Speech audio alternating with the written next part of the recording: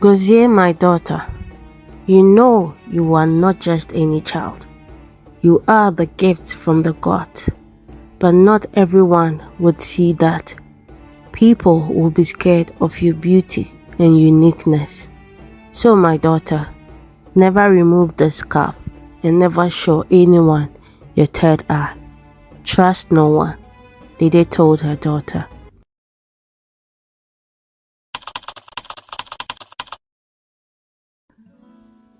Long, long ago, in the beautiful village hidden in between two mountains, Dede sat in front of her hut crying.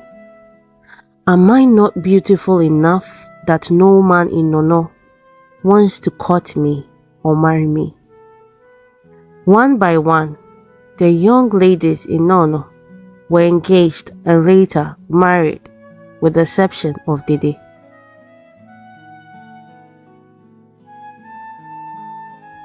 The young Dede wasn't the kind of girl you would call ugly, but no man asked her out or even got close to her, and her biological clock was ticking. She thought about the days and nights and why no one wanted her. Other ladies, whom she was prettier than, were getting married, and those who weren't married had a man to call theirs. What can I do? I am an orphan in this village with no family member. I need to continue my lineage. I would not die alone. Dede made her mind up to have her own child. Before the sun was high in the sky, Dede had traveled miles to the village to seek the help of the other gods. There was a rumor that when you leave an egg on the altar of the gods of Nsa village, the gods shall give to you a child. Dede carefully placed the egg on the altar, saying to the gods of Nsa, I am a young lady without a husband, but needs a child. Please grant me a special child who will be known through Nsa, Nono, and other village. Thank you. She left Nsa with faith and hope to take seed in the months to come. That evening, Dede dreamt of an old lady walking into her compound with a baby in her arms and placed the baby right in front of her door. Quickly, she rose up from her bed and sleep and went outside to see if her dream had become a reality. But as she saw it, it was just a dream. Market days in Nono was loud and eventful. Kukua and her friends gathered behind the foodstuff and talked of every soul that passed by, or those that came to buy from them. As her eyes landed on Dede, heading towards her and her friends, she said, I think Dede is pregnant. I know a pregnant woman when I see one.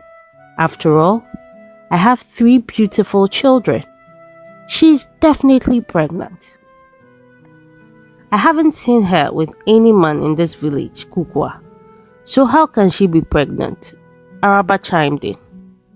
Well, I wish her all the best if indeed she is pregnant, Nana said to end the conversation since Dede had gotten closer.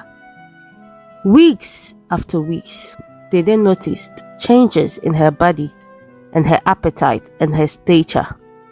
Indeed, she was going to be a mother. She had people in Nono with their morals in the gutter criticizing her for having a baby out of wedlock, but she ignored them all. She knew her own secret, and it will remain so until the grave. Push hard, Dede, push, the midwife said to her. 9 precious months, and her baby is finally coming out. A final push. She had a beautiful daughter called Gozie. After the midwife and everyone had gone home, Dede noticed the mark on her newborn baby's forehead. Out of curiosity, she casually rubbed her finger over the mark. There, she saw it. Another eye. Looking at her and reading her soul, Dede was scared and jumped off the bed. She remembered her actual request from the gods. She wanted a special baby. Dede vowed to protect her daughter from everyone and anyone. Growing up, Dede covered her forehead with a scarf. The village children would make fun of Gozie, with one child saying, "Your head is ugly, that is why you always wear a scarf," and the other kids joined in the mockery of Gozie. They mocked and laughed at her. She didn't really have friends growing up. Dede, true to her words, protected her daughter and her secret from everyone. On Gozie's 20th birthday, Dede said to her, "Gozie, my daughter, you know you are not just any child. You are the gift from the gods, but not everyone would see that. People will be scared of your beauty and uniqueness. So, my daughter, never remove the scarf and never show anyone your third eye. Trust no one." Dede told her daughter. Dede never knew the day her secret to be revealed was near. Secret is like pregnancy. It can be hidden, but will be delivered one day. Gozie grew up into a fine, beautiful lady, wanted by every man in Nono, including the prince. "Father, I do not want any other girl in this village but Gozie. She is humble and beautiful, a true definition of a queen I want. No matter what, I want her." Induka, the prince of Nono, told his father in true feelings. Everyone in Nono wanted Gozie, but she rejected them all. One morning, the king summoned Dede and Gozie to the palace. Dede was scared but calmed herself and her daughter. "Welcome to the palace, Dede," the king said to Dede and Gozie. But before he could continue, for the first time in her life, Gozie said something to the king. "Your Majesty, sorry to cut your words short. Please, who is Bonnet?" The king, surprised at her question, replied, "That is my younger brother." The king grew silent because Bonnet was the name he only called his younger brother. 3 days from now, when the sun is high up in the sky, he will bring you a poisoned palm wine. Do not drink it. My mother and I will be leaving."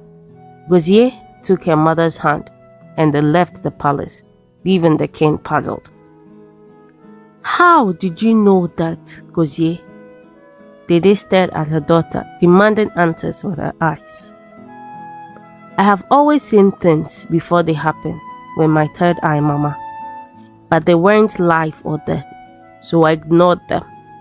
But this had to be said," Gozie said, without looking at her mother. True to her words, Bonnet walked into the palace on the third day in the afternoon with a gallon of palm wine and a poisonous smile. "Hey, big brother, I brought some of my finest wine. I know you love it, so I made one specially for you." "Specially for you," Bonnet said to his brother. The king took the palm wine, thanking his little brother, and after he left, sent for Gozie. She knew why the palace guards were at her compound and followed them quietly to the palace. The king sat on his throne as Gozie approached and bowed before him. Without the usual formalities, he said, "How did you know about my brother's plans?" "I see the future of people, whether good or bad, and what actually will happen." "What do you see now?" the king asked. "I see you asking me to be your personal seer.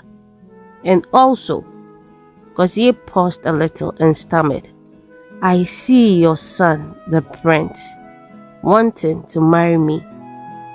The king realized Gozier was actually a seer.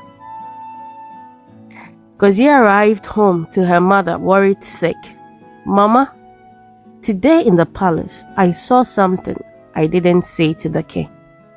I was caught with my third eye, and this was the reason why men were sent to hunt me down and kill me. To avoid this, I would have to come clean to the whole village, Gozier said to her mother. Though Dede was scared, she agreed. She silently sat, scared for the life of her daughter. If this is what you saw, I will support you in revealing the truth.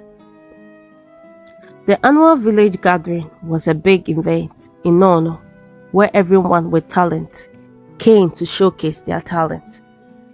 The king and the royal family sat and enjoyed everyone's raw talent until Gozier showed up.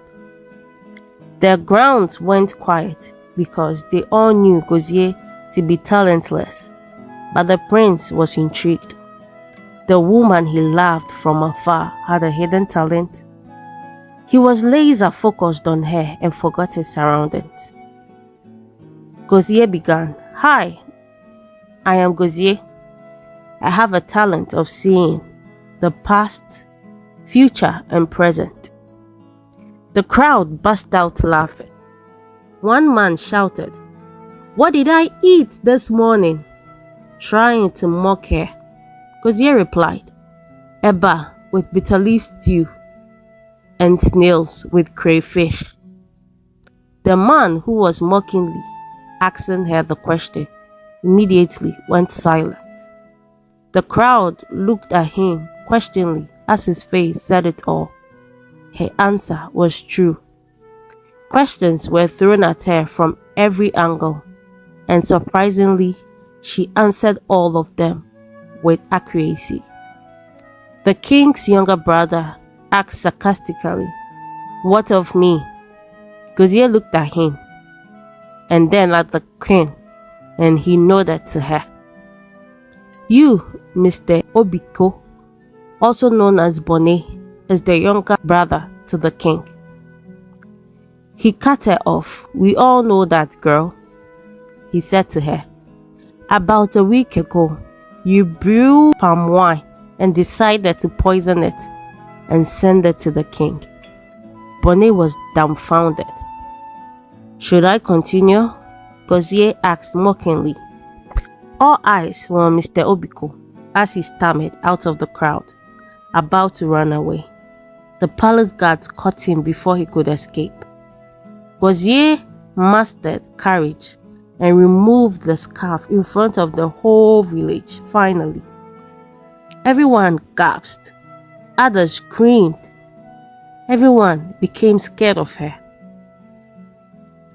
"I am human like you. My mother, Dede, couldn't find an honorable man to love her, so she went to Insa village and asked the gods there for a special child, and the gods blessed her with me. I understand your fears with my third eye, but this precious and simple eye here is to see the past, the future, and the present." The prince walked to her and hugged her. He loved her, but after this discovery, he had come to love her more. After the prince and the king's acceptance, everyone accepted her and her unique beauty, and many came to her to see their future.